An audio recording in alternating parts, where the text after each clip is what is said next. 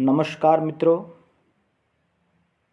जामबाणी साहित्य अकादमी बीकानेर के Facebook page से मैं आप सभी का स्वागत करता हूं।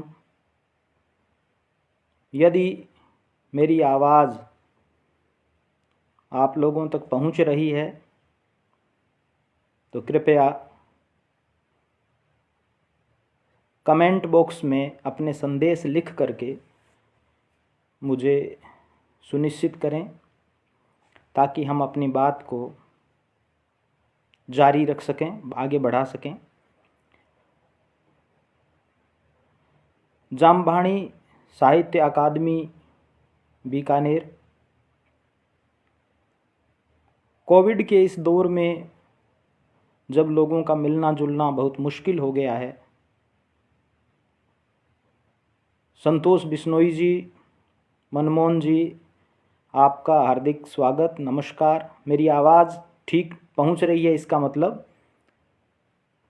मैं अपनी बात जारी रखता हूं। किसी तरह का व्यवधान हो तो कृपया मुझे सूचित करें।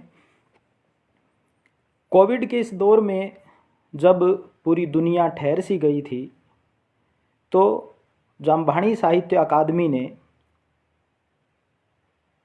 फेसबुक के जरिए हम लोगों को एक दूसरे से जोड़ के रखा और गुरु जाम्भोजी की पवित्र वाणियों के द्वारा हम लोगों के मन में आशा और उत्साह बनाए रखा और एक से एक बड़े विद्वान इस माध्यम के द्वारा हमसे रूबरू हुए। विनोद जी कह रहे हैं कि आवाज़ बढ़िया आ रही है, बहुत धन्यवाद विनोद जी। तो असल में संतों की वाणी, गुरुओं की वाणी संकट काल में ही सबसे ज़्यादा ज़रूरी होती है। जब जब मानव जाति पर संकट आए हैं तो हमेशा गुरुओं की वाणी ने, संतों की वाणी ने उनको नई राह दिखाई और इस संकट से पार कर लेने का रास्ता बताया। साथियों, आप सब लोग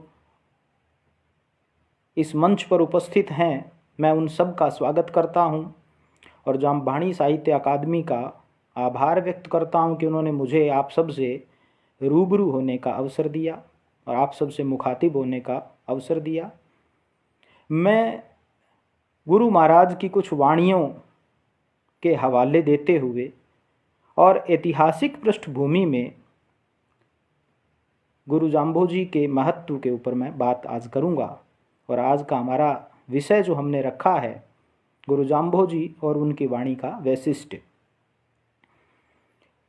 आप अधिकतर लोग इस बात से सुपरिचित हैं कि मध्यकाल में विक्रम की 14वीं शताब्दी में उत्तर भारत में भक्ति आंदोलन का एक बड़ा रूप हमें दिखाई पड़ता है।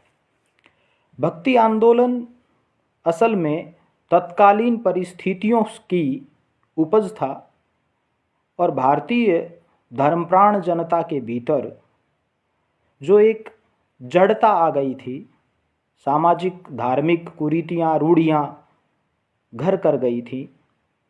बाह्य आक्रमणों से और बाहर से आने वाली विभिन्न जातियों के आगमन से जो टकराव और अंतर्द्वंद्व पैदा हो गए थे, उनके बीच में जनता को सही मार्ग नहीं सूझ रहा था।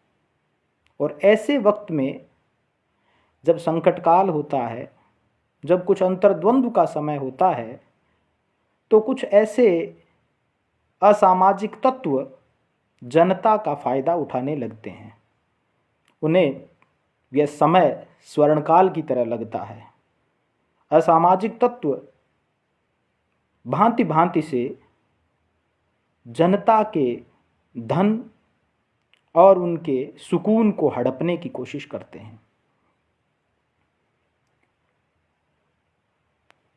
साथियों, भक्ति आंदोलन जो दक्षिण भारत से चला और होते होते उत्तर भारत तक आया, वह ऐसे ही समाज विरोधी तत्वों से मुकाबला करते हुए लोगों के भीतर समन्वय और सही रास्ता दिखाने वाला एक सिद्धांत लेकर के वो आगे बढ़ा।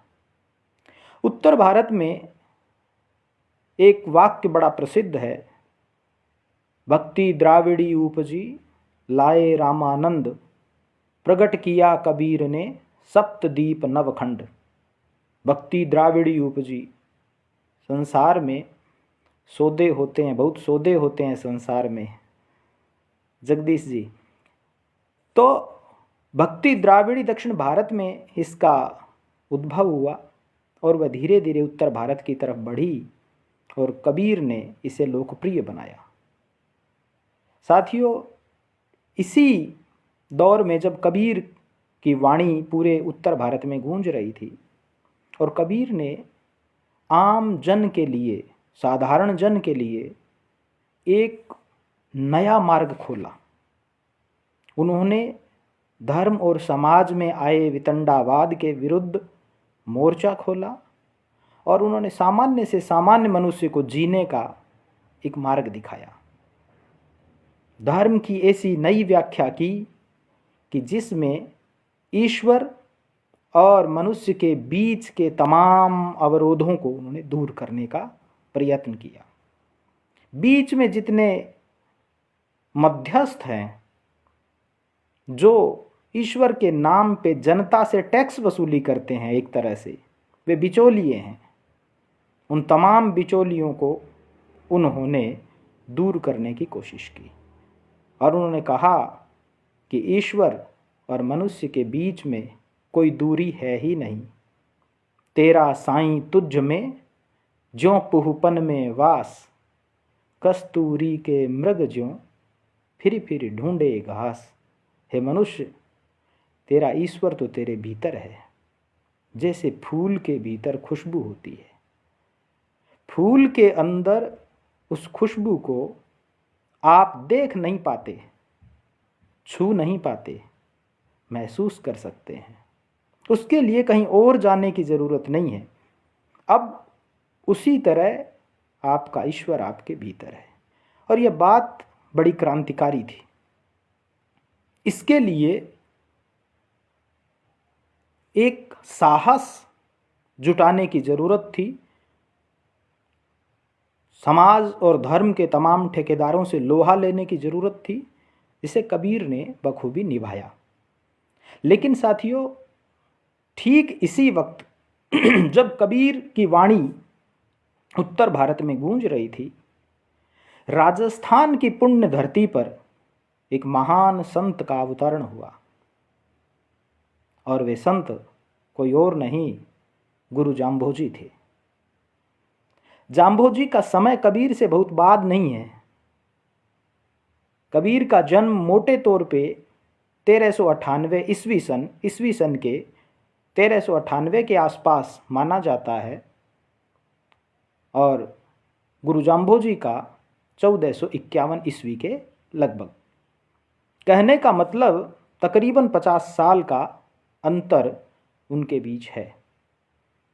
तो कबीर की वाणी जिस समय गूंज रही थी, एक अद्भुत बात यह साथियों कि गुरु जाम्भोजी ने बहुत अल्पायु में, बहुत कम उम्र में अपनी उद्बोधन परक वाणी से जनता को मार्ग दिखाना शुरू कर दिया था। महज 7 वर्ष की उम्र में। तो हम ये कह सकते हैं कि कबीर जिस समय प्रौढ़ावस्था में थे और अपने परवान पे थे, लगभग उसी समय दक्षिण भारत से आया हुआ यह जो आंदोलन लोकप्रिय हो रहा था, ठीक उसी समय राजस्थान की पुण्य धरती पर जो महान संत अवतरित हुए, गुरु जाम्भोजी, उन्होंने राजस्थान की जनता को उसकी अपनी बोली में, बिल्कुल उसकी अपनी घर की बोली में बहुत ही प्रेम के साथ उद्बोधन देना शुरू किया। महज 7 वर्ष की उम्र में आप जानते हैं उन्होंने जो पहला शब्द कहा, और विलो जी ने कहा कि 7 साल उनकी जो बाल लीला है उसके बाद से उन्होंने पहला वचन कहा। गुरु चीन्हो गुरु चीन पुरोहित, गुरुमुख धर्म बखाणी, जे गुरु होयबा सहजे सीले नादे विंदे, तिह गुरु का आलिंगार पिछाणी। तो आप देख रहे होंगे कि गुरु का जो पहला ही शब्द है वह शब्द गुरु के सच्चे स्वरूप को उद्घाटित करता है। और प्रकारांतर से आप देखेंगे कि वह गुरु के सच्चे स्वरूप को तो उद्घाटित करता ही है, लेकिन साथ ही साथ उस समय प्रचलित तंत्र मंत्र जादू टोने वाले, चमत्कार दिखाने वाले, टोने टोटके करने वाले जो पुरोहित है उसके प्रति सीधे सीधे एक तरह का हमला भी करते हैं। जो व्यक्ति शमशान सेवी, जो तांत्रिक आया था और यह दावा करता था कि मैं गुरु महाराज का इलाज कर दूंगा, और वह जनता में जिस तरह टोने टोटके करके प्रसिद्ध हुआ था, तो वह एक रूपक है। उसको आप ये न समझें कि वो एक ही व्यक्ति था। भक्तिकाल के संतों की जो वाणियाँ हैं वे वाणियाँ रूपक में समझनी चाहिए। जब वो कोई एक बात कह रहे होते हैं तो वह उतने तक सीमित नहीं है, बल्कि वह बात एक रूपक में है, यानी वह समाज के एक पूरे वर्ग का प्रतिनिधित्व करने वाली बात है। जब वे कहते हैं तांत्रिक को कि गुरु चिन्हो, तुम गुरु को पहचानो, गुरु को पहचानो, तो इसका मतलब सही गुरु की तलाश बहुत जरूरी है। अब गुरु के नाम पे जिस तरह के छल छद्म करने वाले लोग हर युग में होते रहे हैं मित्रों, आज भी हैं, ऐसे पाखंडियों को पहचानने की जरूरत है और उनका मान मर्दन करने की जरूरत है। इसलिए वो 7 वर्ष का बालक अपनी अद्भुत वाणी में कहते हैं, गुरु चीन्हो गुरु चीन पुरोहित, गुरुमुख धर्म बखानी। और अद्भुत बात यह है कि जब वे गुरु की महिमा बता रहे होते हैं तो प्रकारांतर से वे उसे ब्रह्म के समान बताते हैं। अब जरा कबीर को याद कीजिए, जब कबीर कहते हैं कि गुरु गोविंद दोऊ खड़े काके लागू पाए, बलिहारी गुरु आपने मोहि गोविंद दियो बताए, तो वो गुरु के महत्व को सहज ही स्वीकार कर रहे होते हैं, लेकिन वे गुरु और ब्रह्म को भिन्न भिन्न करके देखते हैं। जाम्भोजी इस अर्थ में विशिष्ट हैं। मैं उनके कुछ कुछ वैशिष्ट्य पे बात करूंगा सामान्य भूमिका के बाद। ये वैशिष्ट्य क्या है? ये वैशिष्ट्य ये है कि समूचे भक्ति आंदोलन में जितने बड़े संत हुए हैं जिनको आप जानते हैं, चाहे वे कबीर हैं, चाहे वे रैदास हैं, चाहे वे दादू दयाल हैं, चाहे वे संत सुंदरदास हैं, चाहे वे रज्जब हैं, चाहे वे धन्ना हैं, चाहे वे पीपा हैं, मीराबाई है, मीराबाई भी संत की तरह भी गिनी गई हैं। उनकी वाणियाँ भी भक्त और संत की मिले जुले पद उनके पाए जाते हैं। तो बहुत लोगों ने, आचार्य परशुराम चतुर्वेदी ने उनको संत ही कहा है।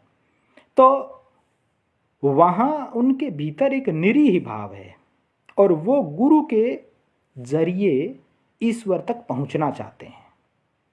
चाहे कबीर हों, चाहे रैदास हों, चाहे तुलसीदास हों, चाहे सूरदास हों, गुरु एक मार्गदर्शक है और उसके जरिए वे ब्रह्म तक पहुंचने का रास्ता प्राप्त करते हैं। लेकिन जाम्भोजी की वाणी देखते हुए, पढ़ते हुए मैंने लगातार इस बात को महसूस किया कि वे उन संतों की तरह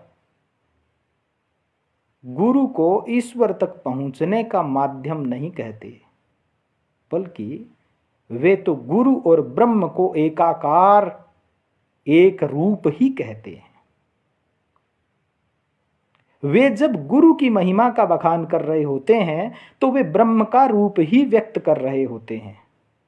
पहले ही शब्द की मैं कुछ पंक्तियां आपके सामने उद्धृत करते हुए ये बात कहना चाहता हूं, और ये बात लगातार उनकी वाणी में आगे आती रही है। इस बात को देखने की जरूरत है और इसका क्या मतलब है उसको फिर मैं स्पष्ट करूंगा। वे कहते हैं कि जो गुरु होय बा सहजे सीले नादे विंदे, तो ये तो गुरु के लक्षण हैं। लेकिन आगे चल करके कहते हैं कि छह दर्शन जिह के रोपणी थापणी संसार वरतणि निज करी थरप्या सो गुर परथक जानी। संसार रूपी बर्तन को जिन्होंने अपने हाथ से स्थापित किया है वह प्रत्यक्ष गुरु है। तो संसार को जिस तरह कुम्हार घड़े को बनाता है या बर्तन बनाने वाला जैसे बर्तन का निर्माण करता है, गुरु ने इस संसार रूपी बर्तन का निर्माण किया है। तो इसका क्या मतलब है? इसका मतलब गुरु कोई सामान्य मनुष्य नहीं है, वह साक्षात परब्रह्म है, इस संसार का निर्माण करने वाली शक्ति हैं। अब सांसारिक मनुष्य हर अपने आसपास भेषधारियों को गुरु समझ लेते हैं। जाम्भोजी बहुत स्पष्ट शब्दों में इसकी निंदा करते हैं और वह जनता को कहते हैं कि गुरु ऐसा होना चाहिए जिसमें सहज मानवीय गुण तो होने ही चाहिए, लेकिन संसार वरतण निज करी थरप्या, जिसने इस संसार रूपी बर्तन को अपने हाथ से निर्मित किया है उसे प्रत्यक्ष गुरु समझिए। और वह गुरु और क्या है?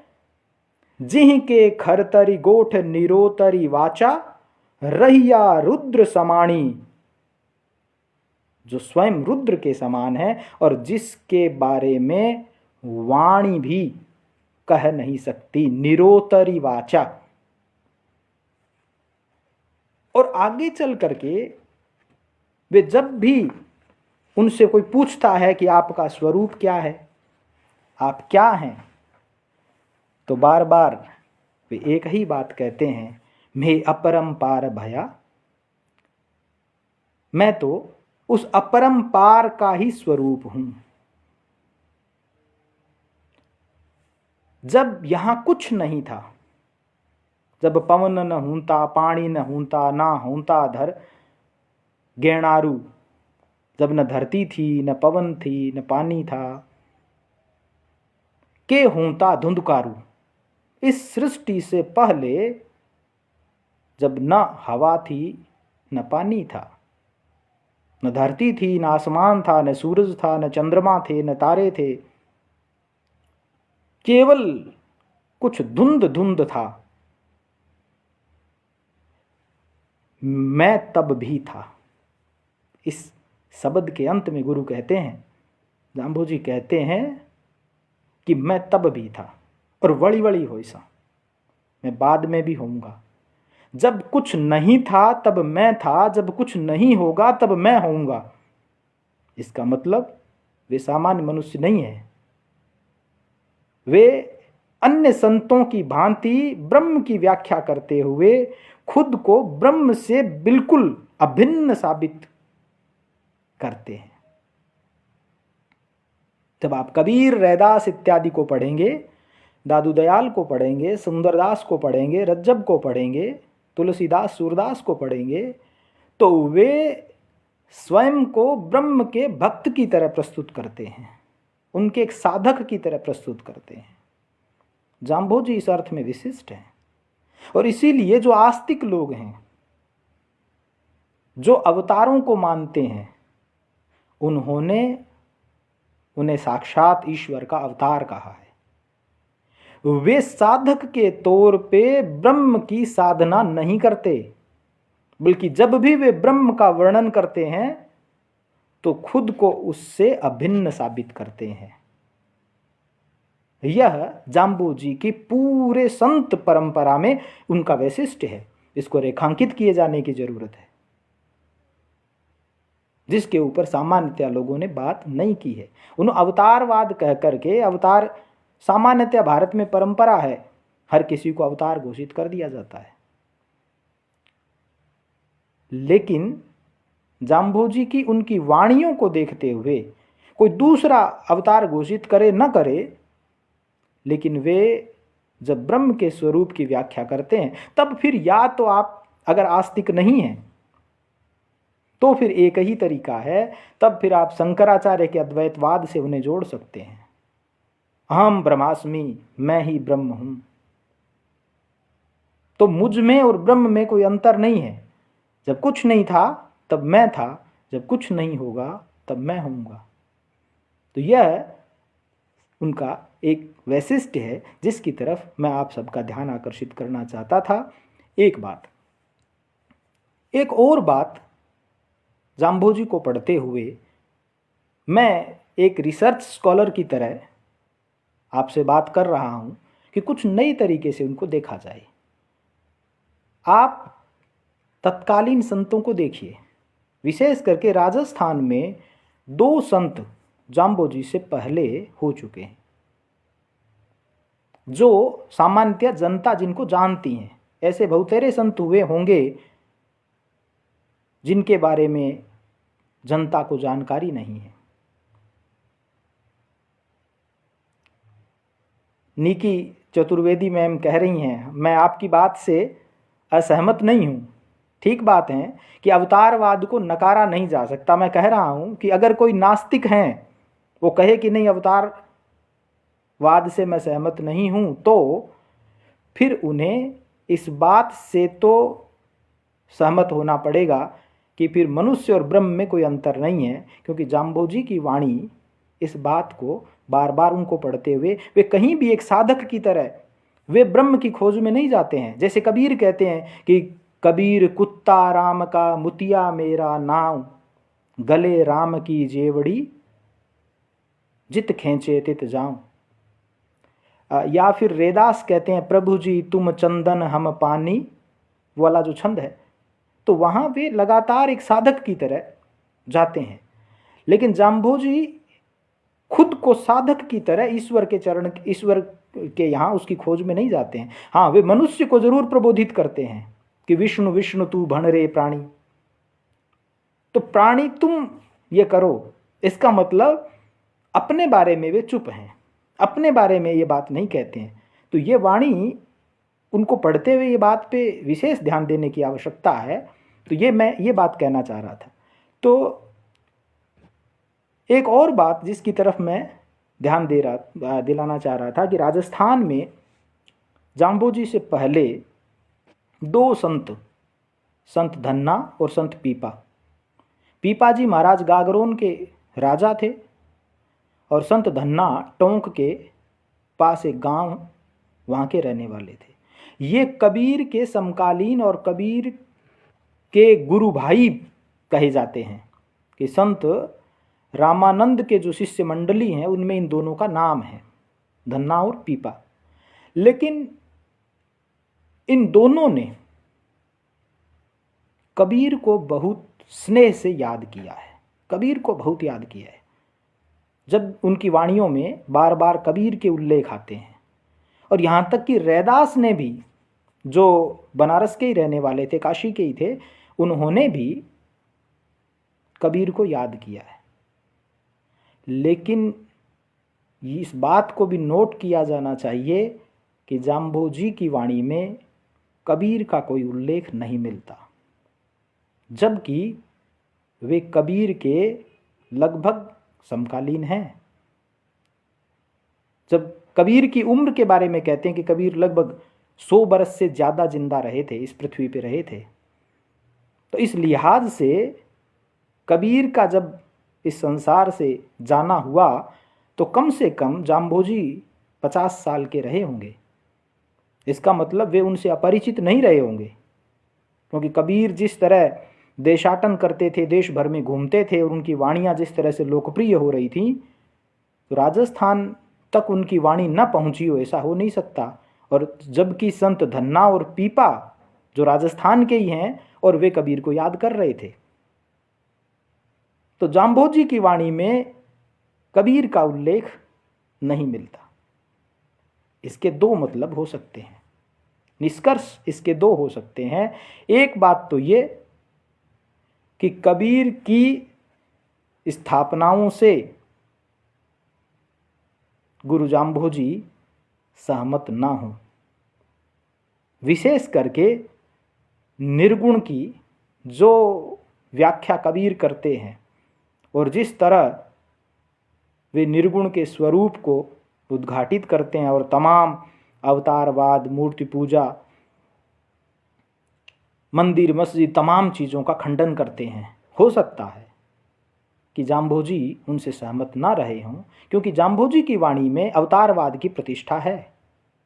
वे ईश्वर के, विष्णु के दशावतारों की चर्चा बार बार करते हैं। वे रामायण, महाभारत, गीता के उल्लेख बार बार करते हैं, उनकी वाणियों में आते हैं। उनके पात्रों के उल्लेख वे करते हैं और विष्णु को बार बार, हालांकि विष्णु को लेकर के एक बात ये भी कही जा सकती है कि जैसे कबीर राम को प्रतीक की तरह इस्तेमाल करते हैं, वो बार बार राम शब्द का इस्तेमाल तो करते हैं, लेकिन उनके राम दशरथ के पुत्र राम नहीं है, जिसको वो अपनी वाणी में खुद कहते हैं। तो वो राम एक प्रतीक हैं, वे निर्गुण ईश्वर को एक प्रतीक में राम कहते हैं। तो इसकी ये व्याख्या हो सकती है कि जाम्भोजी ने भी विष्णु और कृष्ण के जब नाम लिए हैं, कबीर ने भी केशव भी बार बार केशव कही न जाई का कहिए, तो केशव का भी इस्तेमाल किया है कई कई जगह। तो विष्णु को प्रतीक रूप में लिया हो, ऐसा हो सकता है, लेकिन वे अवतारों की चर्चा करते हुए बहुत ही उनके प्रति स्नेह से बात करते हैं। इसका मतलब कबीर का उल्लेख न होना एक प्रश्न जरूर है कि उनकी वाणी में कहीं कबीर का उल्लेख नहीं आता है। एक और बात इसी से निकल करके ये आती है कि कबीर पंथ निर्माण के, किसी भी किस्म के पंथ इत्यादि के विरोधी थे। उनका ये मानना था कि धर्म या कोई विचार जब एक तंत्र में बंध जाता है, जब वह एक संगठन में आ जाता है, तो संगठन के जो दोष होते हैं वे सारे दोष धर्म के अंदर आ जाते हैं। किसी भी संगठन में आप कितने ही अच्छे से अच्छे आदर्श को लेकर के एक संगठन बनाइए, चाहे वह राजनीतिक संगठन हो, चाहे वह धार्मिक संगठन हो, चाहे वह सामाजिक संगठन हो, बल्कि कर्मचारियों के संगठन भी क्यों ना हो, किसी समाज मोहल्ले के छोटे छोटे समूह क्यों ना हो, जब वे एक संगठन के तौर पे संगठित हो जाते हैं तो एक समय के बाद उसमें बुराई आनी शुरू हो जाती है। महात्मा बुद्ध का जो धर्म था, महान आदर्शों को लेकर के जिस धर्म की स्थापना की, बुद्ध ने पहले ही कह दिया था कि हे आनंद, स्त्रियों का उसमें समावेश होने पर उनको आशंका थी। उन्होंने कह दिया कि जो धर्म 1000 साल चलने वाला था, अब वह उतना नहीं चलेगा। यद्यपि स्त्रियों के समाविष्ट होने न होने से ज़्यादा असर नहीं पड़ा, बल्कि एक संगठन के तौर पे उसमें जो बुराइयां आई, बाद में उसके अनेक अनेक विभाजन हुए, जैन धर्म के भी विभाजन हुए। तो कहने का मतलब ये कि कबीर किसी पंथ और संप्रदाय निर्माण के विरोधी थे। उनको ये लगता था कि अंततः जब ये तंत्र में बंधता है तो अच्छे से अच्छा विचार दोषों का शिकार हो जाता है, उसमें बहुत सारी बुराइयां आ जाती है। लेकिन जाम्भोजी ने बाकायदा विश्नोई पंथ की स्थापना की। इसका मतलब मैं जो बात पहले कह रहा था कि कबीर की किन्हीं किन्हीं बातों से संभवतः गुरु जाम्भोजी की सहमति नहीं रही होगी, और इसीलिए वे सबसे पहले उत्तर भारत में, और मैं इस बात को बहुत अच्छी पहल की तरह स्वीकार करता हूँ कि उन्होंने बाकायदा एक पंथ का निर्माण किया।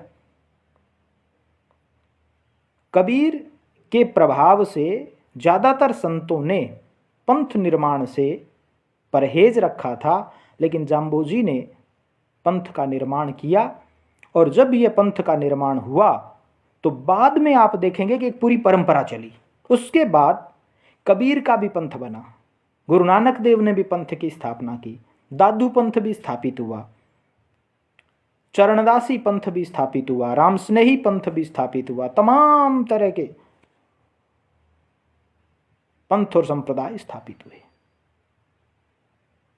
मैं इसकी क्यों तारीफ करता हूं? यह वैशिष्ट गुरु जाम्भोजी का उद्घाटित करते हुए मैं कहना चाहता हूं कि गुरु जाम्भोजी ने यह बात समझ ली थी कि किसी भी विचार को, वह विचार चाहे कितना ही महत्वपूर्ण क्यों न हो, उसे सिद्धांत से व्यवहार में लाने के लिए, जिसे आजकल हम कहते हैं प्रैक्टिकल करने के लिए, उसे करके दिखाना चाहिए। अच्छी से अच्छी चीज यदि व्यावहारिक धरातल पर आप खुद करके नहीं दिखाएंगे तो हो सकता है कि आपके अनुयायी या जनता, साधारण जनता, उसको जीवन व्यवहार में ठीक तरह से लागू न कर पाए। और ऐसा हुआ भी। कितने कितने महापुरुष हुए और कितने कितने ग्रंथ लिखे गए हैं। भारत में तो दीर्घ परंपरा रही है और सब में अच्छी बात कही गई है। ऐसा कौन सा पंथ, ऐसा कौन सा धर्म, ऐसा कौन सा ग्रंथ है जिसमें बुरी बात कही गई है? लेकिन मनुष्य का सुधार नहीं हुआ, बुराइयां उसमें तब भी बनी रही। इसका कारण यही है कि उन अच्छी बातों को व्यावहारिक धरातल पर करके दिखाना जरूरी है। कोई एक व्यक्ति जब उस पर चलता है तो फिर हो सकता है कि उसके देखा देखी दूसरे तीसरे लोग उस पर चल सकते हैं। तो गुरु जाम्भोजी ने जब ये पंथ स्थापन किया तो उन्होंने 2-3 काम एक साथ किए। एक कि उन्होंने जो जाति पाति समाज के अंदर जो धर्म के नाम पे विभेद, जाति के नाम पे भेद इत्यादि हो गए थे, उनको बाकायदा तोड़ने की कोशिश की। और उन्होंने केवल बात ही नहीं की, कहा ही नहीं, करके दिखाया। उन्होंने कहा कि ऐसे हो सकता है। और अपने जीवन काल के ये बड़ी रेखांकित करने वाली बात है कि जीवन के अंतिम समय में नहीं, जब वे बिल्कुल युवा थे तब उन्होंने किया। 1542 विक्रमी में उन्होंने पंथ की स्थापना की।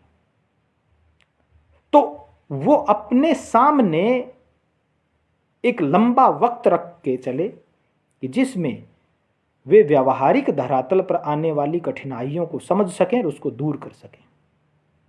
और आप देखेंगे कि विश्नोई संप्रदाय में विभिन्न जाति धर्मों के लोग आए और गुरु जाम्भोजी ने पाहड़ प्रथा की जो शुरुआत की, उस पाहड़ के द्वारा विभिन्न जाति धर्मों के लोगों को एक धरातल पर, एक मंच पर व्यावहारिक रूप से, केवल कहने से नहीं, कथनी नहीं, करनी में करके दिखाया। और आप देखेंगे कि जाम्भोजी का अनुकरण बाद में आगे चल करके गुरु गोविंद सिंह जी ने किया। गुरु गोविंद सिंह जी ने पाहड़ प्रथा का अनुकरण किया। उन्होंने भी फिर वैसे ही लोगों को अमृत छका करके सिख बनाने का काम किया। तो यह उनका बड़ा महत्व है कि उन्होंने अच्छा, इस पंथ का एक फायदा और हुआ। वह क्या हुआ? आप देखिए मित्रों, बड़ी काम की बात मुझे मौके पर याद आई। उत्तरी भारत की संत परंपरा, यह किताब है और आचार्य परशुराम चतुर्वेदी इसके लेखक हैं। संत साहित्य को समझने के लिए उत्तरी भारत की संत परंपरा और परशुराम चतुर्वेदी जी की एक दूसरी किताब संत काव्य नाम से, इन्हें बड़ा महत्वपूर्ण माना जाता है। और ये किताब जब लिखी गई तो आप देखेंगे कि उनके इस समूचे विक्रमी संवत 2007 में ये किताब लिखी गई। यानी विक्रमी संवत 2007 में जब ये किताब लिखी गई, तब वे जाम्भोजी के बारे में क्या लिख रहे हैं, मैं उसकी 2-1 पंक्तियां आपको पढ़ के सुनाता हूं। यानी विक्रमी संवत 2007 कोई बहुत पुरानी बात नहीं है। तब तक ऐसा नहीं है कि कोई सामग्री नहीं थी, ऐसा नहीं है कि किसी जानकारी का अभाव रहा होगा। लेकिन वे क्या लिखते हैं जाम्भोजी के बारे में? वे जाम्भोजी के बारे में एक लंबी टिप्पणी है, उसमें से मैं 2 पंक्तियां आपको पढ़ के सुनाता हूं। वे कहते हैं कि संत जाम्भोजी की लिखी हुई कोई पुस्तक अभी तक उपलब्ध नहीं है। कोई पुस्तक अभी तक उपलब्ध नहीं है। विक्रमी संवत 2007 में वो ऐसा कह रहे हैं, यानी तकरीबन आज से 70 साल पहले। किंतु उनकी कतिपय फुटकर रचनाएं कुछ संग्रहों में बिखरी हुई पाई जाती हैं। प्रसिद्ध है कि इन्होंने राजस्थान से बाहर भी जाकर उपदेश दिए थे और अपने परिवर्तित मत का नाम भी विष्णुई मत या विष्णुई संप्रदाय रखा था। अब काम की बात है, परंतु ऐसे किसी पंथ का कोई विवरण नहीं मिलता और न उनके अनुयायियों का विशेष परिचय पाया जाता है। 2007 विक्रमी में परशुराम चतुर्वेदी उत्तरी भारत की संत परंपरा में कहते हैं कि विष्णोई पंथ का कोई परिचय नहीं मिलता और उनको मानने वाले अनुयायियों का भी कोई परिचय नहीं मिलता। हैरत की बात है, 2007 विक्रमी से पहले ऐसी अनेक घटनाएं मित्रों हो चुकी थी और विष्णोई संप्रदाय को कौन नहीं जानता। खेजड़ली का जो अद्भुत बलिदान है उसे कौन नहीं जानता। तो मुझे इस बात की हैरानी है कि यदि विष्णोई पंथ की स्थापना बाकायदा गुरु जाम्बोजी ने न की होती और बाकायदा जामभाणी परंपरा में लंबे समय तक शिष्य प्रशिष्य की परंपरा नहीं हुई होती, तो इतने महत्वपूर्ण साहित्य से, इतनी अद्भुत वाणी से हम लोगों का परिचय ही नहीं होता। क्योंकि रिसर्चर की तो यह स्थिति है, जो अपने समय के प्रकांड शोधार्थी रहे, विद्वान रहे, वो विक्रमी संवत 2007 में ये बात कहते हैं।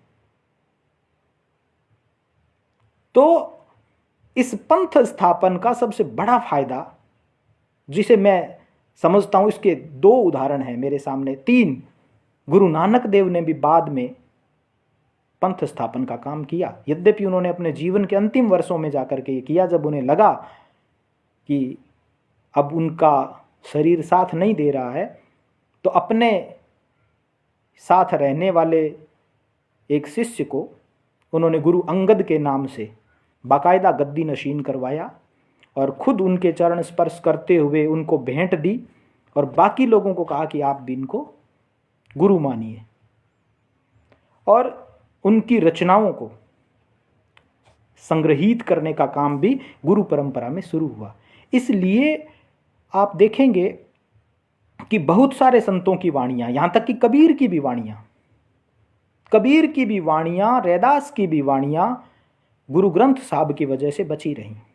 अगर गुरु ग्रंथ साहब न होता, अगर बाकायदा वह पंथ स्थापन का काम गुरु नानक देव न करते, तो कबीर की भी वाणियाँ मूल रूप में सुरक्षित न मिलती।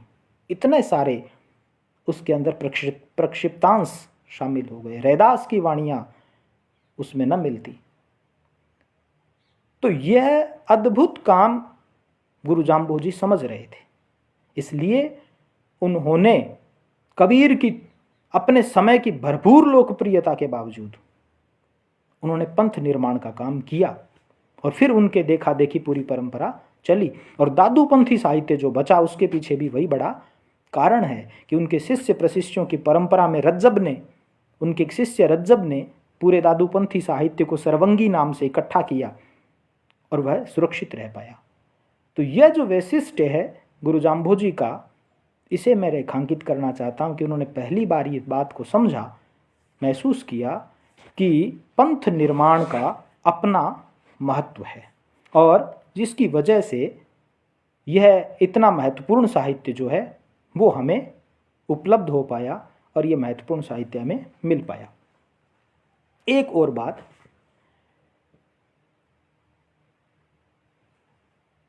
विष्णोई पंथ इतना लोकप्रिय होते हुए भी अपने समय में तब से लेकर आज तक कोई शाखा प्रशाखा नहीं बनी, लेकिन अन्य सभी संप्रदायों में अनेक शाखाएं प्रशाखाएं बन गई। उनके कई कई विभाजन हुए, अनेक शाखाएं बनी। कबीर पंथ कबीर के न चाहते हुए बाद में उनके शिष्यों ने स्थापित किया और उसकी अनेक अनेक शाखाएं प्रशाखाएं हुई, अनेक विभाजन हुए। दादूपंथी साहित्य में भी अनेक अनेक तरह के पंथ बने और उसमें भी उस संप्रदाय के भी अनेक अनेक शाखाएं बनी। इस मामले में विश्नोई संप्रदाय का महत्व हमें स्वीकार करना चाहिए। ये वैशिष्ट भी है, ये नोट करने लायक बात है कि इतने दीर्घ काल से यह समूचा संप्रदाय बहुत संगठित बना रहा और इसके अंदर भेदोपभेद, तरह तरह के जो मतांतर हैं वे नहीं आए। और इसका कारण ये था कि गुरु जाम्भोजी ने बहुत ही प्रगतिशील तरीके से आगे की सोच रखते हुए इसके जो नियम बनाए वे इतने जिसे कहना चाहिए कि सहज और मानव मात्र को आगे की तरफ ले जाने वाले, उसे प्रगति के पथ पर बढ़ाने वाले बनाए कि उसमें कोई टकराव हो ही नहीं सकता था। एक सहज मार्ग की स्थापना उन्होंने की। जो 29 नियम हैं उनमें से ज़्यादातर नियम ऐसे हैं जो नैतिकता के नियम हैं और उस नैतिकता के नियमों का पालन करना कोई बहुत मुश्किल नहीं है, बशर्ते मन में श्रद्धा हो। तो श्रद्धा भाव से, और वे सारे के सारे वैज्ञानिक कसौटी पे खरे हैं। उसमें स्वच्छता का पालन करना है, आदमी तमाम रोगों से बचा रह सकता है। स्त्री पुरुष की समानता की बात मोटे तौर पे जाम्भोजी के यहाँ आपको मिलती है। पर्यावरण की रक्षा की बात जिसकी बार बार चर्चा होती है, दो बार बार कहते हैं। तो इसीलिए मुझे लगता है कि यह मार्ग उन्होंने इतना सरल रखा और हर एक मनुष्य इसको आसानी से पालन कर ले, बल्कि कई दूसरे पंथ संप्रदाय के अंदर रहने वाले लोग भी अगर विश्नोई पंथ के नियमों का पालन करें तो कोई फर्क नहीं, आराम से वे उसका पालन कर सकते हैं और वो उसके जीवन को कहीं नुकसान पहुंचाने वाला नहीं है, बल्कि उसके जीवन में कुछ कुछ फायदा ही करेगा अगर कोई उसका पालन करे। तो ये बात भी नोट करने की है। इसके अलावा एक बात, जो बाकी जो बातें हैं सामान्य बातें जिनकी चर्चा होती है, मैं उनके अलावा कुछ बात आपको कह रहा हूँ। एक महत्वपूर्ण बात कि खेती किसानी की शब्दावली पहली बार गुरु जाम्भोजी ने अपनी वाणी में शामिल की। जाम्भोजी खुद खेती किसानी से जुड़े हुए परिवार में पैदा हुए, इसलिए कबीर ने जिस तरह कपड़ा बुनने की शब्दावली अपने काव्य में प्रयुक्त की, रैदास ने जिस तरह जूती बनाते हुए, जूतियाँ गांठते हुए जिस तरह की शब्दावली अपने काव्य में प्रयुक्त की, ये खेती किसानी से जुड़े हुए थे। इसलिए पहली बार कविता में, उनकी वाणियों में खेती किसानी की शब्दावली को बहुत ही रूपक और प्रतीक में प्रयुक्त किया गया।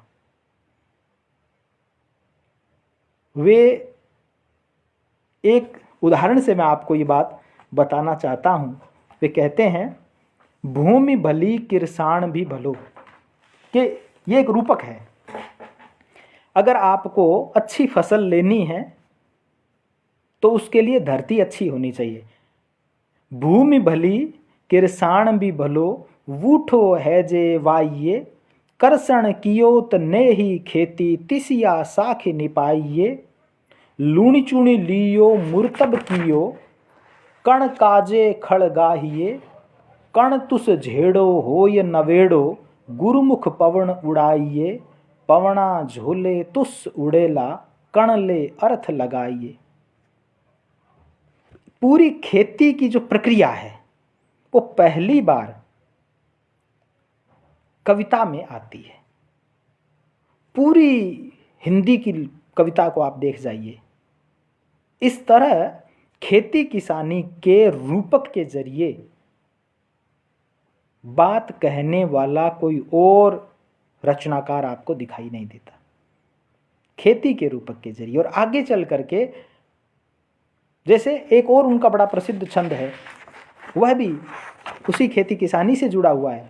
भली मूल सींचो रे प्राणी, पेड़ पौधों की सिंचाई। खेती में भी सिंचाई का बड़ा महत्व है, पौधों की भी सिंचाई करनी है। तो सिंचाई का रूपक धान को गांठने का, उसको उड़ाने का, फिर उसमें से कचरा अलग करने का, यह जो रूपक है इसको बार बार जाम्बोजी की वाणी में आप देख सकते हैं। और आगे चलकर फिर गुरु नानक देव ने भी यही काम किया। उन्होंने भी खेती किसानी की शब्दावली का भरपूर इस्तेमाल किया। भली मूल सींचो रे प्राणी, ज्यों तरवर मेलत डालूं, जैया मूल न खोजो तैया जामण मरण विगोवो, इह निसकरणी थिर न रईबा, न वंच्या जमकाणु, भली मूल सिंचो रे प्राणी। तो वो प्रतीकों में जब बात कहते हैं तो प्रतीक बनाते हुए वो खेती किसानी की शब्दावली को काम में लेते हैं।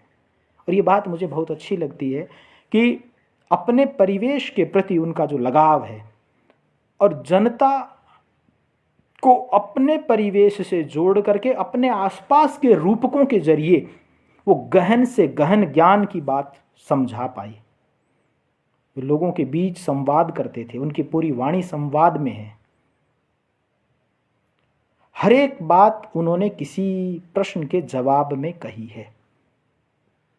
लगातार लोग उनसे संवाद करने आते थे। और उनके यहाँ कितना लोकतंत्र है, कितने डेमोक्रेटिक थे कि राजा से लेकर के सामान्य से सामान्य व्यक्ति बड़े आराम से आकर के उनसे अपनी जिज्ञासा शांत कर सकता था। और रहने का उनका जो स्थान था, हरी कंकेड़ी, एक जंगल में, बल्कि मरुस्थल में कहिए कि हरे पेड़ के नीचे मंडप मेड़ी तहाँ हमारा वासा, उसके नीचे बिना किसी सुख साधन के वे अपने जीवन के ऊपर सारे प्रयोग कर रहे थे। वे केवल कथनी और करने में अंतर नहीं है, जो बात कह रहे थे वे अपने जीवन पे भी लागू कर रहे थे। वे बहुत संपन्न परिवार के व्यक्ति थे। वे चाहते तो अपना जीवन अत्यंत सुखपूर्वक व्यापन कर सकते थे, लेकिन उन्होंने माता पिता के देहांत के बाद अपनी सारी संपत्ति दुखियों के कल्याण में लगा दी। और इतने व्यावहारिक तरीके से कि जब अकाल पड़ा तो अपनी सारी संपत्ति अकाल पीड़ितों को की मदद करने में उन्होंने दान कर दी। तो साथियों, गुरु जाम्भोजी को समझने का मुझे लगता है कि यह एक दृष्टिकोण होना चाहिए कि समूचे संत संप्रदाय में, समूची भक्ति परंपरा में वे एक अलग व्यक्तित्व के धनी हैं। उनकी वाणियाँ, जो तमाम बातें संत साहित्य में है, उनको तो वो कहते ही हैं, उनसे असहमत नहीं है। वे समन्वय की बात, एक और महत्वपूर्ण बात देखिए, इस समन्वय से एक बात ध्यान आई। समूचे हिंदी साहित्य में एक बात बड़ी प्रसिद्ध है और आचार्य हजारी प्रसाद द्विवेदी ने इसे बड़ा जोर दे करके कहा कि तुलसीदास समन्वय की विराट चेष्टा लेकर के आए थे। उन्होंने तमाम विरोधों के बीच में सामंजस्य स्थापित किया, चाहे वे जातिगत विरोध हों, चाहे वे धार्मिक विरोध हों, चाहे वे दार्शनिक विरोध हों, चाहे वे सामाजिक स्तर पे हों, तमाम जगहों पे। ये बात ठीक है कि उन्होंने समन्वय का काम किया, लेकिन यह हैरानी की बात है कि तुलसीदास से बहुत पहले, कबीर के लगभग समकालीन है, तुलसीदास तो बहुत बाद में है, तुलसीदास से बहुत पहले समन्वय का यह विराट कार्य जाम्भोजी की वाणियों के द्वारा, जाम्भोजी के कार्यों के द्वारा हमें दिखाई पड़ता है। इस बात को भी बार बार रेखांकित करना चाहिए। इस बात को बड़े गर्व के साथ बताना चाहिए कि तुलसीदास ने जो बात कही उनसे बहुत पहले ये काम जाम्बोजी शुरू कर चुके थे। अब कैसे समन्वय? निर्गुण और सगुण का समन्वय। तो निर्गुण वे ईश्वर की जो व्याख्या करते हैं, जो ब्रह्म का रूप बताते हैं, तो वह निर्गुण है। आप जब भी उनके ईश्वर की जो व्याख्या है, तो मुझे लगता है कि उसको बार बार उद्धृत करने के बजाय मैं ये बताऊं, वाणियाँ तो आपके सामने, सबके सामने रखी होती हैं। तो ईश्वर कैसे हैं? तो वो बार बार यही बात कहते हैं कि जिसका कोई रूप नहीं है, वो निराकार है, वह सबके भीतर है। ये बात तो बार बार कहते हैं, लेकिन यह सब करते हुए उन्होंने सगुण के स्वरूप को भी स्वीकार किया। विष्णु विष्णु तू भणरे प्राणी, इन जीवन के हावे, पल पल आव घटंती जावे, मरण जे नेड़ो आवे। तो बार बार विष्णु के अवतारों का महत्व और यज्ञ को महत्व, जो वैदिक परंपरा थी, यज्ञ, हवन, आरती, साधना और ईश्वर का निर्गुण स्वरूप, इन दोनों बातों को एक साथ लेके आने का काम गुरु जाम्बोजी करते हैं। हिंदू मुस्लिम का जो समन्वय है धार्मिक, क्योंकि उस समय दो बड़े वर्ग थे, और केवल हिंदू मुस्लिम ही नहीं, उस समय की जितनी साधना पद्धतियां हैं उन सब का वो जिक्र करते हैं। एक शब्द में वो कहते हैं, उत्पत्ति हिंदू, जरना जोगी, क्रिया ब्राह्मण, दिल दरवेशा, उन्मन मुल्ला, अकल मुसलमानी। उसकी पहली जो लाइन है वो कहते हैं, पूरा पद मेरे सामने है तो मैं इसको पढ़ के सुनाता हूँ शब्द, छठे शब्द में, कि भवन भवन में एका ज्योति, चुन चुन लिया रत्ना मोती, मेह खोजी थापण होजी, नाही खोज लहा धुर खोजूं। अब आगे इसको देखिए कि कैसे वे समन्वय के काम करते हैं। अल्लाह अलेख अडाल अजोन स्वयंभू, जिह का किसा विनाणी, मेह सरे न बैठा सीख न पूछी, निरत सुरत सब जानी, उत्पत्ति हिंदू, जरना जोगी, क्रिया ब्राह्मण, दिल दरवेशा, उन्मन मुल्ला, अकल मुसलमानी। यानी इन सब में कोई अंतर नहीं है। मैं उत्पत्ति से हिंदू हूं, जरना से जोगी हूं, क्रिया से ब्राह्मण हूं, दिल से दरवेश हूं। उन्मुनी अवस्था, जैसे मुल्ला अजान जब वो बांग देता है ईश्वर की तरफ, उन्मुख होता है, तो उन्मनी अवस्था के हिसाब से देखा जाए तो मैं मुल्ला हूं, अकल मुसलमानी, और बुद्धि से मुसलमान।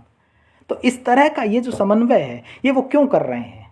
क्योंकि उनको पता है कि समाज में टकराव है, द्वंद्व है, जनता के सामने मार्ग नहीं, उन्हें लगता है कि मेरा ही मार्ग सबसे अच्छा है। तो कहते हैं कि यह भेद भावना, इससे मनुष्य को बचना चाहिए। तो अपने ऊपर जब ये बात कहते हैं तो लोगों तक ये संदेश जाता है कि जब गुरु महाराज ये कह रहे हैं तो फिर हमें भी किसी तरह का भेदभाव नहीं करना चाहिए। तो ये जो समन्वय है ये भी उनके द्वारा हुआ। एक और बात, जातियों के बीच में समन्वय। आप देखिए कितना बड़ा काम है। सब लोग इस बात को जानते हैं कि वे एक राजपूत परिवार में जन्मे और उनके अधिकतर अनुयायी जाट जाति के लोग रहे। राजस्थान और विशेष करके नागौर वाले इलाके में आप जानते हैं आज भी इन दो बड़ी जातियों के बीच में अक्सर टकराव देखे जाते रहे हैं। और उस समय तो ये टकराव थोड़ा ज़्यादा ही रहा, क्योंकि शासक, राजपूत जाति शासक थी और जो समाज में जो किसान जाति थी, जो ताकतवर जाति थी, वो जाट थी। गंगाराम जी कह रहे हैं कि कुछ रुकावट हो रही है। कुछ इंटरनेट की वजह से हो रहा होगा, तो मैं अपनी आवाज़ थोड़ी ऊंची कर लेता हूँ यदि ऐसा है तो वे दो जातियों के बीच में समन्वय करने का काम करते हैं।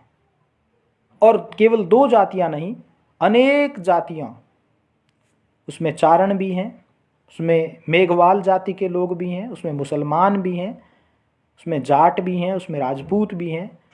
वे सब गुरु जाम्भोजी के यहाँ नतमस्तक होकर आते हैं और वे विश्नोई संप्रदाय को स्वीकार भी करते हैं और उनकी वाणियों के, उनके बताए हुए सिद्धांतों के ऊपर चलकर अपने जीवन को सफल बनाते हैं।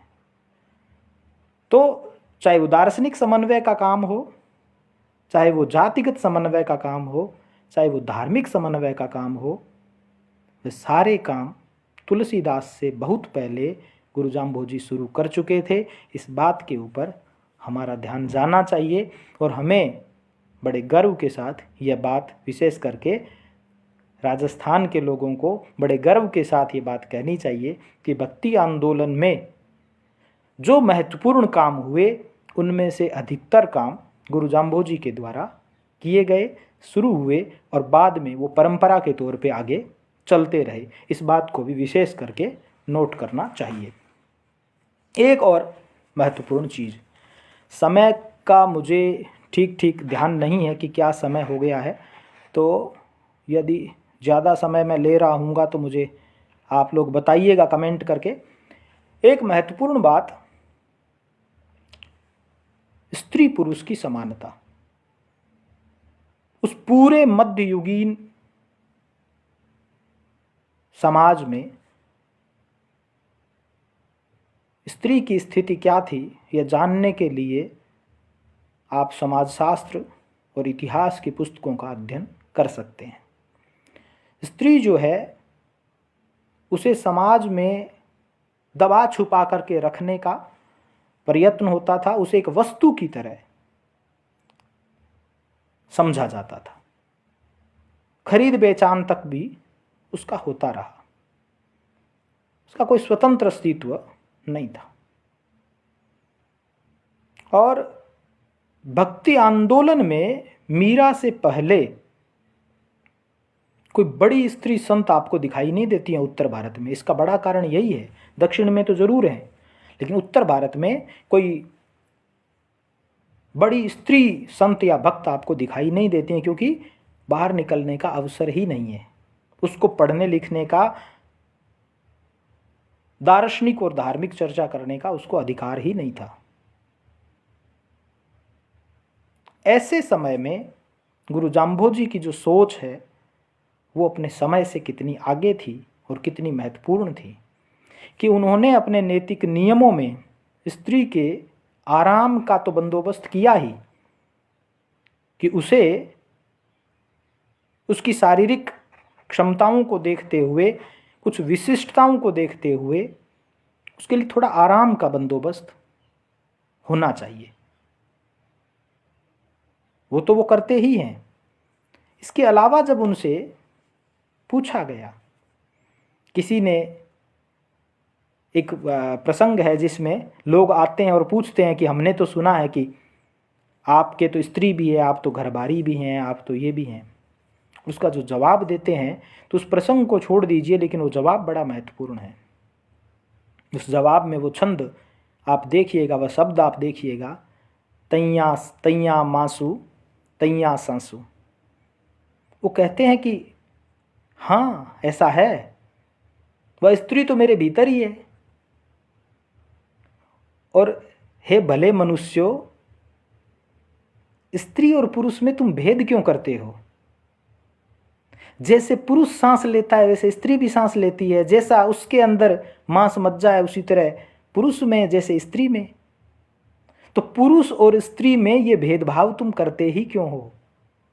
और हर पुरुष के भीतर एक स्त्री है और होनी चाहिए।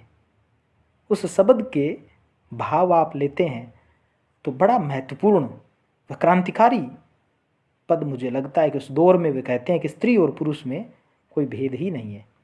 जैसी तुम्हारी रूह है, वैसी स्त्री की भी रूह है, जैसे तुम्हारे भीतर आत्मा है वैसी उसमें भी है। तो दोनों में अंतर क्या है?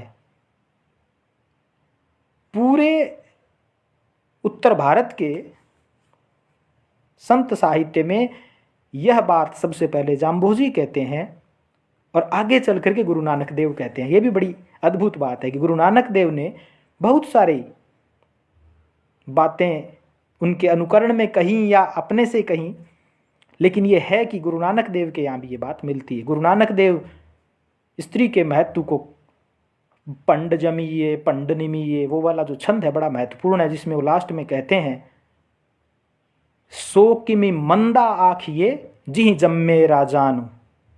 उस स्त्री को आप कमजोर कैसे आंक सकते हैं जिसके जन्म दिए हुए बालक ही राजा बनते हैं। जो राजा को जन्म दे सकती है और जिस राजा के सामने तुम नतमस्तक होते हो, तो वह स्त्री कमजोर कैसे हो सकती है जो राजाओं को जन्म देती है। वह कभी पत्नी के रूप में, कभी बहन के रूप में, कभी माता के रूप में, हर जगह आपकी मदद करती है। और जो स्वयं राजा को जन्म दे सकती है वह किस तरह से कमजोर है, ये बात आगे चल करके फिर गुरु नानक देव के यहाँ मिलती है। पूरे भक्ति आंदोलन में कबीर के ऊपर अक्सर ये आरोप लगता है, संत साहित्य में विशेष करके स्त्री से दूर रहने की बात कही गई। कबीर पे ये एक आरोप लगता है, वो बार बार ये लगता है, जिसमें वो कामिणी काली नागिनी फंद ले बैठी हाटी, जो स्त्री को काली नागिन के समान कि उससे दूर रहना है। यह नाथपंथी परंपरा में ऐसा था। गोरखनाथ के यहाँ भी जो उन्होंने नाथ पंथ स्थापित किया, अपने गुरु की स्त्रियों की वजह से उनकी दुर्दशा हुई। जागम छंदर गोरखाया वाला जो पूरा प्रकरण है, तो गुरु की जो दुर्दशा स्त्रियों की वजह से हुई, इसलिए गुरु गोरखनाथ ने अपने संप्रदाय में अपने शिष्यों को स्त्री से बहुत दूर रहने की आज्ञा दी। तो वह परंपरा चल निकली और कबीर के यहाँ भी इतने प्रोग्रेसिव होते हुए भी कबीर के यहाँ भी स्त्री को, हालांकि पतिव्रता स्त्री की वो तारीफ भी करते हैं, लेकिन इस तरह की कोई भेदभावना जाम्भोजी के यहाँ आपको नहीं मिलती। और आगे चल करके गुरु नानक देव के यहाँ यह बात कही जाती है। तो यह भी एक बड़ी महत्वपूर्ण बात है गुरु जाम्भोजी और उनकी वाणियों की, कि वे स्त्री और पुरुष में कोई भेदभाव नहीं करते और कहते हैं कि जैसे तुम हो पुरुषों को, वैसे स्त्री है। जैसे तुम सांस लेते हो वैसे वह भी सांस लेती है। जैसे तुम्हारे अंदर मांस रक्त इत्यादि है वैसे ही उसमें भी है। जैसे तुम्हारे भीतर आत्मा है वैसे ही उसके अंदर भी है। तो वह किसी से कमज़ोर कैसे हो सकती है। यह बात मुझे बहुत ही महत्वपूर्ण लगती है। और मुझे लगता है कि वक्त हो गया है और आखिरी एक बात कह करके 5 मिनट का वक्त मैं और लूँगा। जाम्भोजी की वाणियों की एक बात जो मुझे सबसे अच्छी और लगती है, क्योंकि मैं राजस्थानी भाषा का विद्यार्थी हूँ, इस भाषा से मुझे बड़ा प्रेम है। जाम्भोजी राजस्थान के प्राचीन काल से लेकर के पूर्व मध्य काल तक एकमात्र ऐसे रचनाकार हैं, एकमात्र ऐसे कवि हैं, मैं इनको कवि की तरह भी कहता हूँ, जिनके यहाँ राजस्थानी भाषा का मूल स्वरूप सुरक्षित है। राजस्थानी की मारवाड़ी बोली का जो रूप नागौर बीकानेर के आसपास बोला जाता था, उनकी वाणियों में वो बिल्कुल हूबहू सुरक्षित है। पूरे चारण साहित्य में वह रूप सुरक्षित नहीं मिलता है। वो आगे चल करके उत्तर मध्य काल में आते आते फिर वो उनका भाषा का वह रूप मिलने लगता है। तो वो जो प्रक्षिप्तांश है वह भाषा के स्वरूप को बदल देता है। जाम्भोजी की वाणी में वह रूप बचा रहा। इसका कारण ये था कि जाम्बानी साहित्य परंपरा में बहुत अच्छे अच्छे ग्रंथकार कवि हुए, जिन्होंने उनकी वाणियों को बहुत जल्दी लिपिबद्ध कर दिया। विलो जी ने इसको परमानंद जी बनियाल ने इसको बहुत विस्तार से अपने पद में कहा है कि बड़ पोथी गिण वीलरी, जो वीलो जी की जो प्रति है वो सबसे महत्वपूर्ण प्रति है। और उन्होंने भी नाथो जी से उनको सुन करके लिखा। तो नाथो जी जाम्बोजी के प्रशिष्य थे, उनके शिष्य के शिष्य थे। तो नाथो जी ने कंठस्थ की उनकी सारी वाणियों को, और नाथो जी की कंठस्थ वाणियों को विलो जी ने लिख दिया। और उसके बाद फिर लगातार ये परंपरा चली और परमानंद जी बनियाल ने फिर पोथो ज्ञान ग्रंथ जो पोथा इकट्ठा किया उन्होंने अपने से पहले, वो 5 प्रतियों का हवाला देते हैं। ये तुरंत उनकी वाणियों का जो रूप, जो ग्रंथाकार, जो लिपिबद्ध हो गया, इसलिए राजस्थानी की वह जो मूल छवि है वो सुरक्षित रह गई। और इस बात को जो लोग जानते हैं, जो शोधार्थी हैं, मैं केवल धर्म के आस्तिक लोगों से ही बात नहीं कह रहा हूँ, मैं तो एक रिसर्च स्कॉलर्स से भी चाहता हूँ कि इस अर्थ में ध्यान देते हुए जो भी शोध कर रहे हैं वे इसे देखें कि ऐसी शुद्ध भाषा अपने समय की बहुत कम संतों की बची है। बल्कि कबीर की वाणियाँ तो ऐसी हो गई है जैसे आज ही लिखी गई है। तो कबीर की बोली बिल्कुल ऐसी रही होगी, इसमें मुझे संदेह है, क्योंकि वह बहुत नई लगती है। संत दादू दयाल की वाणियाँ भी बहुत नई लगती है, वो आज की भाषा से मिलती जुलती लगती है। जैसे कबीरा खड़ा बाजार में, सबकी मांगे खैर, ना काहू से दोस्ती ना काहू से बैर। ये लगता नहीं है कि उनके समय की भाषा है। वो लोक कंठ से चलते चलते चलते चलते उसका रूप बदल गया। उसका ओरिजिनल रूप क्या था, यह उनकी पांडुलिपियां अगर उसी समय ग्रंथित हो गई होती तो शायद बचा रहता। जाम्बोजी की वाणियों का वह रूप आपको पता चल जाएगा। आप देखेंगे ये कृष्णानंद जी आचार्य ने जिसकी जो टीका लिखी है वह ग्रंथ मेरे पास है, जंब सागर। तो आचार्य जी अगर सुन रहे हैं तो मैं उनको भी इस बात का उल्लेख करते हुए बताना चाहता हूँ कि जाम्बोजी की वाणियों के साथ कुछ प्रसंग जोड़े गए हैं इस जंब सागर में। वे प्रसंग बाद में जुड़े हैं, ये उसकी भाषा से ही पता चल जाता है। जो प्रश्न हैं वे प्रश्न बाद में जोड़े गए हैं। उस समय संभवतः नाथो जी ने जब याद किया होगा, कंठस्थ किया होगा, तो उन्होंने प्रश्नों को याद नहीं किया कि प्रश्न किस भाषा में पूछा गया। उन्होंने तो केवल जाम्बोजी के मुख से निसृत वाणी को रट लिया, इसलिए उसका रूप तो बच गया। लेकिन जो प्रसंग निर्मित किए गए उन प्रसंगों की भाषा बदल गई। अब मैं आपको एक प्रसंग की भाषा और फिर जाम्बोजी की वाणी की भाषा पढ़ के बताता हूं। मैं पहले ही शब्द पे चलता हूं। तो पहले ही शब्द में जो गुरु का प्रसंग है उसको आप देखें। शब्द 1 और इसका 2 पहले प्रसंग में है, तो इसकी भाषा देखिए।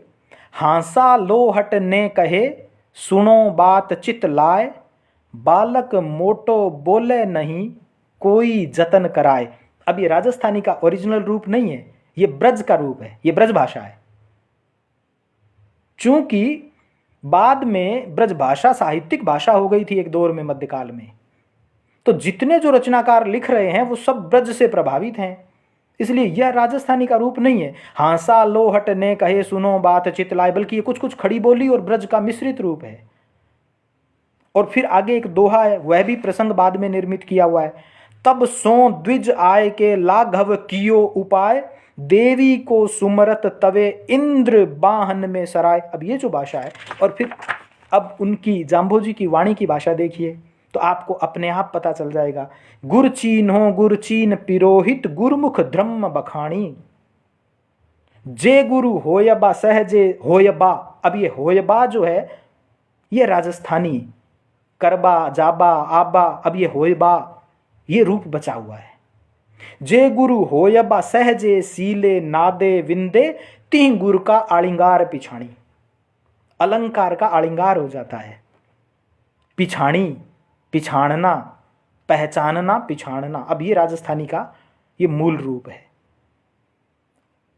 तो इस मूल रूप को बचाए रखने का काम, राजस्थानी का वह रूप 15वीं 16वीं शताब्दी में कैसा रहा होगा, इसको जानने के बहुत कम जरिए हैं, बहुत कम ग्रंथों में वो बचा हुआ है। तो जाम्बोजी की वाणी का एक महत्व भाषा की दृष्टि से भी है कि उन्होंने अपने समय की उस भाषा को सुरक्षित रखने में बड़ा योगदान किया, और हम राजस्थान के लोग इस बात के लिए उनके सदैव ऋणी हैं कि उसका रूप क्या है। जैसे के अलिया बाषण, अब बासण होत हुतासण तामे खीर दुहिजू, अब ये पूरी एकदम से मारवाड़ी का वह प्राचीन रूप है जो अपभ्रंश से प्रभावित है। यह ब्रज और खड़ी बोली से प्रभावित बोली नहीं है, जिसका रूप आपको कबीर दादू इत्यादि में मिलता है। क्योंकि कबीर की बोली तो और पुरानी होनी चाहिए, लेकिन यदि उसको कोई सुरक्षित रख पाता तो उसका वह ओरिजिनल रूप हमें मिल पाता। तो मुझे लगता है कि मैं उन बातों की चर्चा ना करके मैं उन बातों के ऊपर ध्यान आकर्षित करने की मैंने कोशिश की जिसके ऊपर सामान्यतया साधकों का, पाठकों का, शोधार्थियों का ध्यान कम जाता है। बाकी गुरु की वाणी का जो जीवन में महत्व है उसके ऊपर तो इतनी बात हुई है, और बार बार वो बात करने के बजाय वो जीवन में उतारने का अगर हम कर पाएँ तो उसका महत्व ज़्यादा है कि हम लोगों को किस तरह से नैतिक जीवन जीना है, कैसे मिलजुल करके रहना है, कैसे अपनी कथनी और करनी में समानता रखनी है, पाखंडों का विरोध करना है, धर्म के नाम पे किए जाने वाले वितंडावाद से दूर रहना है, तमाम भेषधारी पाखंडी गुरुओं से बचना है,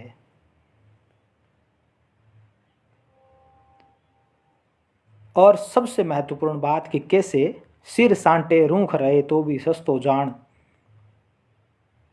वृक्ष की, जीव जंतुओं की, प्रकृति की, पर्यावरण की रक्षा करनी है। इन बातों पे बहुत चर्चा होती है, तो मैंने जानबूझ करके इनके ऊपर बात नहीं की, क्योंकि यह तो इतनी अति प्रसिद्ध बात हो गई है कि उसी को बार बार कहने के बजाय मैं समझता हूँ कि हम अपने जीवन में उसको उतारें तो ज़्यादा महत्वपूर्ण है। तो साथियों, मुझे लगता है कि आज के लिए इतनी बात पर्याप्त रही होगी, और चूँकि इसके ऊपर विनोद जी का धन्यवाद आ गया है, मैं आपका भी बहुत बहुत आभार व्यक्त करता हूँ। मैं निकी चतुर्वेदी मैडम का भी बहुत बहुत आभार व्यक्त करता हूँ। आपने सुना भी, और आप जिस तरह से शोध दृष्टि रखते हैं तो मुझे लगा कि मैंने ज़्यादातर बात आपको ही संबोधित कर दी है। सभी मित्रों का, मनमोहन जी का, विनोद जी का, कृष्णानंद जी आचार्य यदि मुझे सुन रहे हैं तो उनको मैं नमन करता हूँ, प्रणाम करता हूँ, और सभी मित्रों का आभार व्यक्त करता हूँ कि उन्होंने मुझे सुना, समय दिया, और इस बहाने जाम्बाणी साहित्य अकादमी का भी आभार व्यक्त करता हूँ कि उन्होंने मुझे ये अवसर दिया। इस बहाने मैं गुरु की वाणी को फिर से, यद्यपि मैंने कई बार अलग अलग संदर्भों में पढ़ा है, लेकिन इस बहाने जब भी अवसर मिलता है तो जितनी बार पढ़ो तो कुछ नई बात मिलती है, और जीवन को, अपने जीवन में जो सुधार करने का अवसर मिलता है, तो मुझे लगता है कि ऐसे अवसर सौभाग्य से ही मिला करते हैं। पुनः पुनः मैं गुरु को स्मरण करते हुए आप सबका आभार व्यक्त करता हूँ।